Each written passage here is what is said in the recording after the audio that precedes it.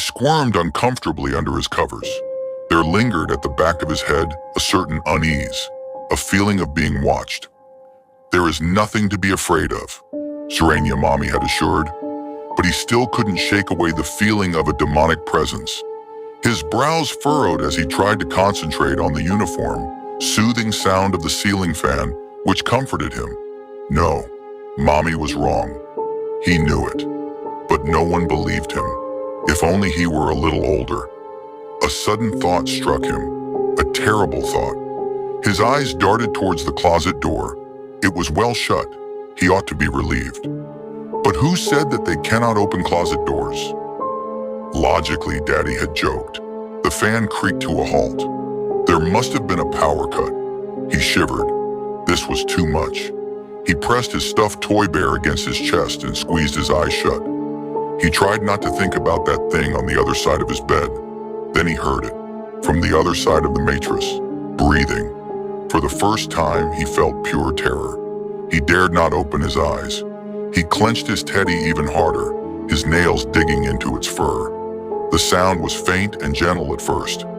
Then it gradually got louder and closer. Now it seemed to be as loud as a drill. Hoarse and raspy, almost evil. Hot tears streamed down his cheeks. "There's nothing. It's all part of your imagination." Logically, he tried to reassure himself. The sound was now unbearable. It bored deeper and deeper into his skull, giving him a splitting headache. His hand shot up to clutch his head, and his teddy rolled away, forgotten. The sound kept getting louder and louder. He grinded his teeth in pain, trying not to cry out. Tears were gushing out of his eyes. His face was pink from crying, his palms sweaty. His forehead was beaded with sweat. He couldn't bear it anymore. He just couldn't. He clawed at his hair and let out an agonizing scream. That was it. There was no more noise. Pin-drop silence. His head throbbed and his little heart pounded furiously against his chest. His throat felt raw and sore. Silence reigned the room, which was occasionally broken by his whining and his heart-wrenching sobs.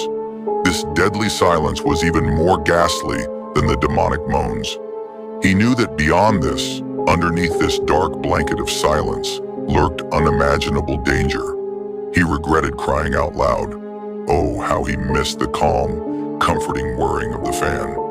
He sniffed and cried himself to a fitful sleep. The next morning, he awoke to whispering voices. It belonged to his parents. Wait, there was someone else present too. They had a visitor. Yes, we are extremely worried.